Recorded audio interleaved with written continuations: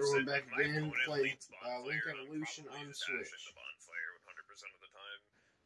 That's one thing where they listen to Yugioh where to hand trap, or Metadex, so hitting the original sin, a lot more optimal because it shuts off access to things like Jet. But if they leave this, I'm like probably just hitting the bonfire. Control. Thunderpile, I wanted to mention this because a lot of people are not familiar with this, and if they get hit by this, I want to make sure that you have an idea whenever this comes up. So the first thing I want to mention is you want to Ash the Lubellion, because, like, the Lubellion is going to be everything for this deck. If they get a Thunder Dragon engraved and they're able to banish it, they're just going to do whatever they need to do, right?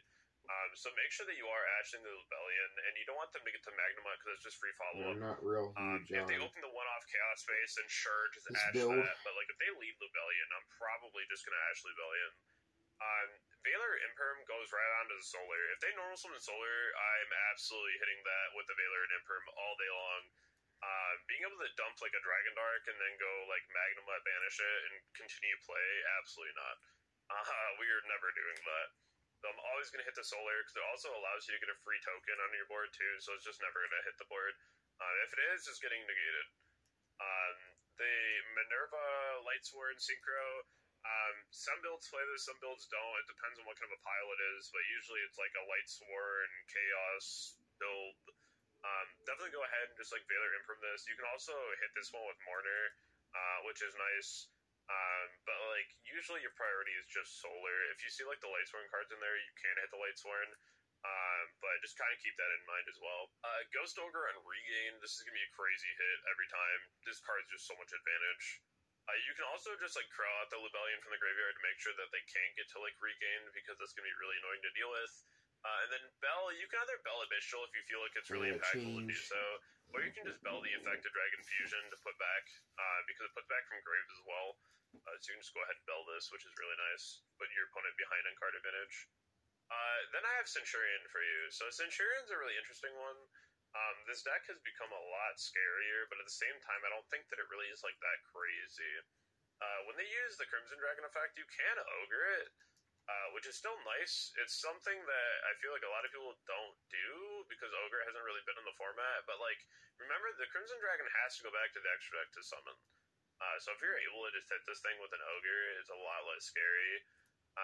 You can also Mourner on summon, and if you Mourner on summon, you force them to summon Blazar, because your opponent would miss timing on the Calamity.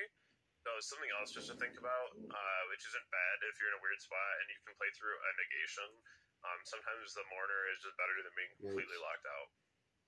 Valor Imperm is really good on the Auxilia or the Legadia, just because you really want to make sure that your opponent is going to be in a good spot with being able to put back into the spell and trap zone.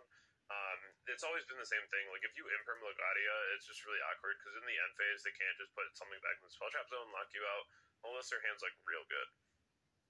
Ash on Primera is still going to be really solid. If they start Bonfire, I'm just going to hit that, but usually it's just on Primera, because you want to make sure they don't have access to the field spell.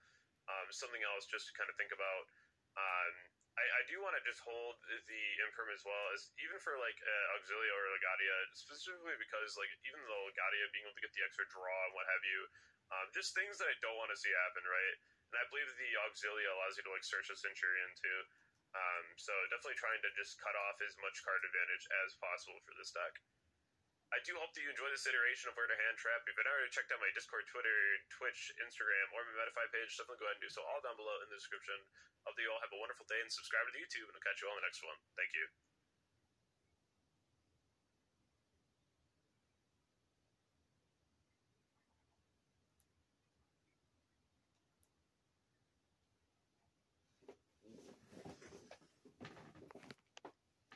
Is that on 2x speed? Another video.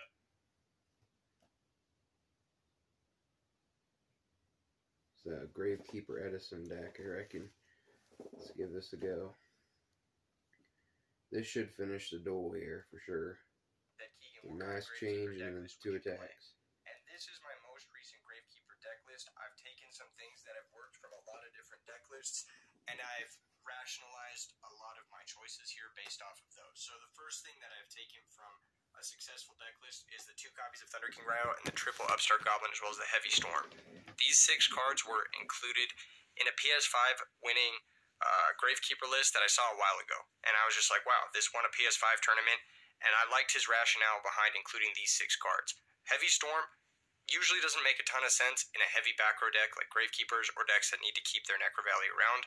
But usually when you play it, it means you're about to win the game, or you can use it to switch on your own Starlight Road to go for a game shot. So it's just a way for this deck to make that final push that it absolutely needs. And it also definitely improves this deck going second into some of the top decks in the metagame. Speaking of which, the top decks in the metagame, I've made a cute little matchup chart for you guys. Look at this. Oh, look at that. All right. So Gravekeepers versus Vayu Turbo, #1 most played deck right now. I think it's a good matchup for Gravekeepers. I think